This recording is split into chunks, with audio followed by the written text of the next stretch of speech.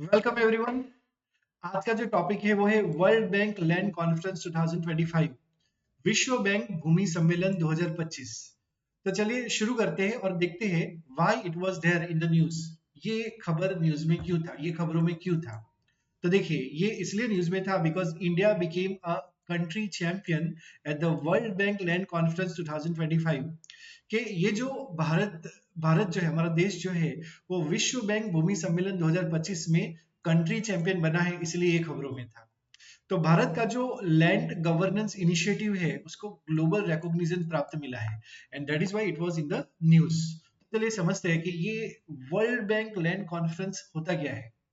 तो देखिए, ये जो वर्ल्ड बैंक लैंड कॉन्फ्रेंस है वो एक ग्लोबल प्लेटफॉर्म है ऑन लैंड गवर्नेंस, के लैंड का जो गवर्नेंस होता है, भूमि का जो गवर्नेंस होता है, उसके ऊपर एक ग्लोबल प्लेटफॉर्म है। और ये लैंड रिफॉर्म के ऊपर भी ग्लोबल प्लेटफॉर्म है। तो जो हमारा भूमि शासन है, भूमि सुधार जो है, उसके ऊपर एक वैश्विक मंच है। ये किसके ऊपर फोकस करता है? तो ये इंक्लूसिव ग्रोथ के ऊपर फोकस करता है, ये क्लाइमेट के रीसाइलेंस के ऊपर फोकस करता है, और लैंड राइट्स के ऊपर भी ये फोकस करता है कि कौन सी जमीन किसकी है, उसके ऊपर भी ये फोकस करता है। भारत, हम कैसे बोल सकते हैं कि हमारा देश भारत जो है वो कंट्री चैंपियन बना इसमें? तो देखिए, जो भी कंट्री चैंपियन बनता है वो बेस्ट प्रैक्टिसेस को हाईलाइट करता है, और इंडिया ने भी कुछ इनिशिएटिव लिए है जिसके कारण कुछ बहुत ही अच्छी प्रैक्टिस डेवलप की है। और इसके कारण जो इतनी अच्छी प्रैक्टिस होती है, जो ग्लोबल रेप्लिकेशन जो है उसका हम कर सकते हैं। मतलब ऐसी हम प्रैक्टिसेस करेंगे जिससे अच्छा रिजल्ट आएगा, और यही प्रैक्टिस अगर कोई दूसरा देश अगर अपने यहाँ पे करता है तो वो रिजल्ट उसको भी प्राप्त हो सकता है। सो इंडिया ने यहाँ पे technology driven land, rural land management model को शोकेस किया है, उजागर किया है, बताया है कि भारत में जो हमारे ग्रामीण एरिया में जो लैंड मैनेजमेंट का जो मॉडल बनाया है और उसको इम्प्लीमेंट किया है, उसमें जो टेक्नोलॉजी का यूज किया है, तो ये बहुत ही अच्छा था। और इसीलिए हमें कंट्री चैंपियन यहाँ पे कहा गया है, हमें ये रिकॉग्निशन मिला है। कौन कौन सी प्रमुख योजना है जिसके कारण हमें ये रिकॉग्निशन मिला है? तो देखो, दो स्कीम है, एक तो है स्वामित्व स्कीम और दूसरा है ग्राम मानचित्र scheme. It was showcase globally, ये योजनाएं जो है वो प्रस्तुत की गई है ग्लोबली। ये इनिशिएटिव किसके ऊपर फोकस करता है? तो ये इनिशिएटिव फोकस करता है inclusive and transparent land governance के ऊपर, ये फोकस करता है, मतलब समावेशी और पारदर्शी भूमि शासन पर ये फोकस करता है। चलिए सबसे पहले बात करते हैं कि स्वामित्व स्कीम क्या है, उसका परिचय। तो देखिए, स्वामित्व स्कीम जो है, इसका एम है to provide clear property ownership in rural area. जो ग्रामीण क्षेत्र है तो वहां पे जो प्रॉपर्टी की ओनरशिप है उसमें क्लियरिटी देना।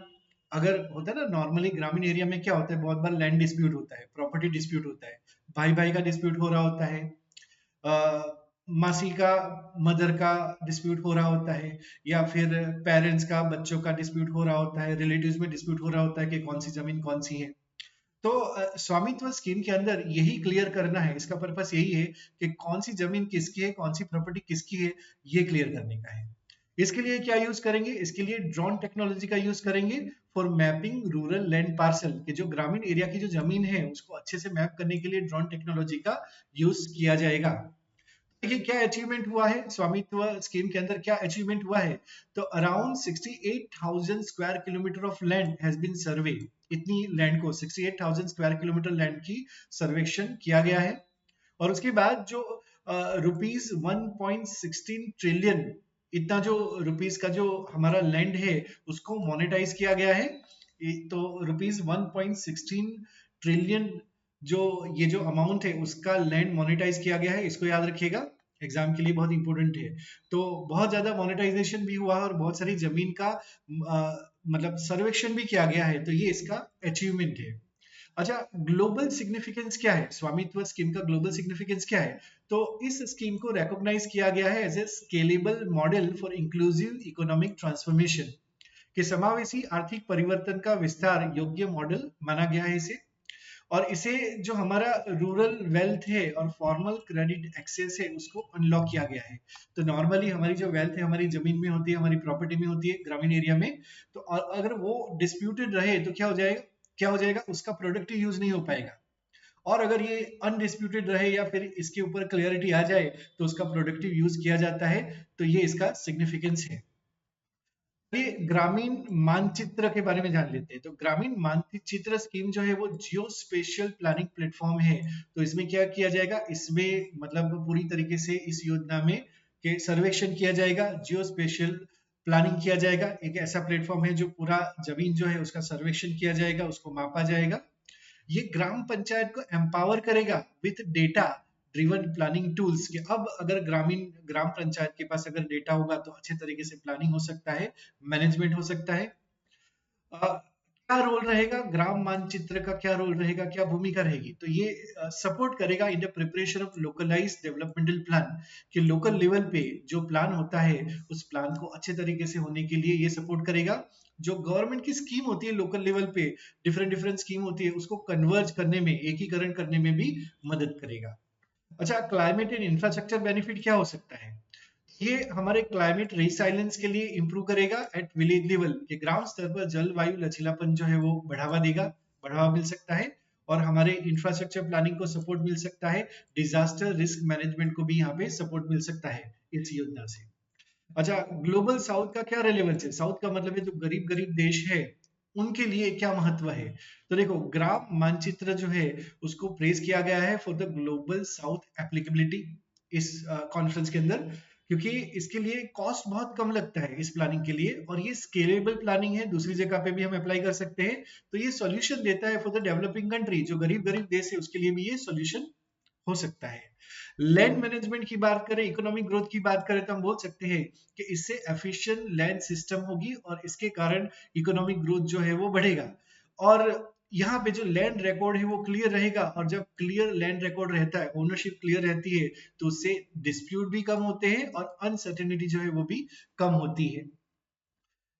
जॉब्स एंड एंटरप्रेन्योरशिप में क्या असर पड़ेगा, तो देखो, अगर प्रॉपर्टी राइट अगर सिक्योर होंगे तो उससे एंटरप्रेन्योरशिप बढ़ेगी, उससे बिजनेसेस बढ़ेंगे तो रोजगार भी बढ़ेगा। ये वेल्थ को री इन्वेस्टमेंट के लिए एनकरेज करेगा और एक अल्टरनेटिव लाइवलीहुड भी प्रदान करेगा। तो डेफिनेटली जॉब और एंटरप्रेन्योरशिप में ये मदद करेगा।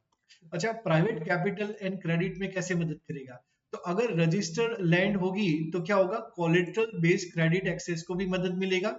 तो मतलब आपका अगर टाइटल क्लियर है, आपकी ओनरशिप अगर क्लियर है, तो आप अपनी जमीन को गिरवे रख के पैसा रेज कर सकते हो, बैंक से लोन ले सकते हो, और अपनी जमीन को प्रोडक्टिव यूज भी कर सकते हो, इकोनॉमिक एक्टिविटी उसके ऊपर कर सकते हो। तो मतलब ग्रोथ भी होगा, इकोनॉमिक एक्टिविटी भी बढ़ेगी, इससे प्राइवेट इन्वेस्टमेंट बढ़ेगा और फाइनेंशियल इंक्लूजन भी बढ़ सकता है।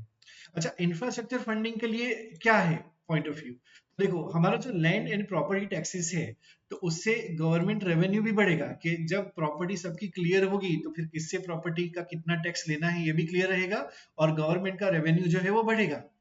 और ये देखा गया है कि जो लो इनकम कंट्रीज है, जो गरीब देश है, वो सिर्फ अपने जीडीपी का ओनली 0.6% ही प्राप्त करते हैं प्रॉपर्टी टैक्स से, विच इज वेरी लो।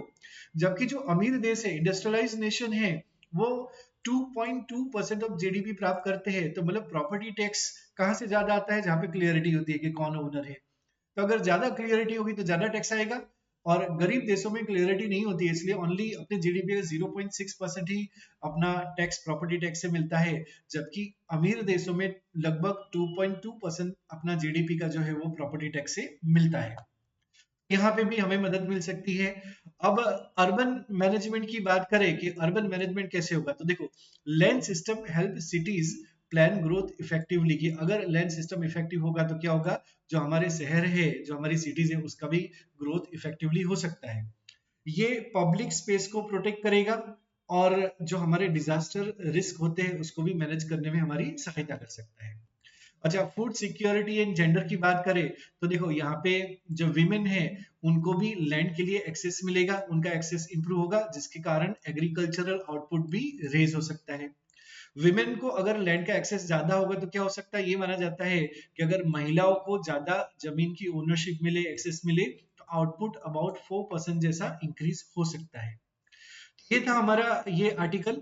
अब हम इसके ऊपर क्वेश्चन देखते हैं। तो देखिए, पहला सवाल, India was designated as a country champion at which international event, तो हम बोल सकते हैं ये वर्ल्ड बैंक लैंड कॉन्फ्रेंस 2025 था, इस इवेंट में इंडिया को कंट्री चैंपियन डेजिग्नेट किया गया है, option B is the answer. दूसरा क्वेश्चन, स्वामित्व स्कीम प्राइमरली इसका एम क्या है, तो यहाँ पे आप देखोगे तो चारों ऑप्शन में जो करेक्ट आंसर है वो ये है option B, clear property, provide clear property ownership in rural areas, option B is the answer. Next question, Gram Manchitra is best described as, इनमें से कौन सा ऑप्शन सही होगा? देखिए ऑप्शन सी करेक्ट लग रहा है, geospatial planning platform for Gram Panchayat. Next है number 4, which of the following benefit is associated with the efficient land management system? पहला ऑप्शन है इंप्रूव एक्सेस टू क्रेडिट, दूसरा है एनहांस अर्बन प्लानिंग, तीसरा है इंक्रीज एग्रीकल्चर प्रोडक्टिविटी। कौन सा option सही होगा? तो देखो कि जो हमारा ये एफिशिएंट लैंड मैनेजमेंट सिस्टम है तो उसके कारण कौन कौन से बेनिफिट हो सकते हैं? तो हाँ, तो एक्सेस मिल सकता है ज्यादा क्रेडिट के लिए, अर्बन प्लानिंग अच्छे से हो सकती है, एग्रीकल्चर प्रोडक्टिविटी भी हो सकती है। तो ये यहाँ पे क्लियर आंसर जो है वो क्या है? ऑप्शन 1 2 3 मतलब C is the correct option. तो नेक्स्ट क्वेश्चन जो है वो है, according to global data land and property tax in low income country contribute approximately, कौन सा ऑप्शन सही होगा? तो प्रॉपर्टी टैक्स से लो इनकम अगर कंट्री है तो प्रॉपर्टी टैक्स से जीडीपी का कितना परसेंट आता है? तो option zero, option B 0.6% of GDP is the correct answer. यहाँ पे हम इस वीडियो को समाप्त करते हैं। Thank you for watching for this video, thank you so much.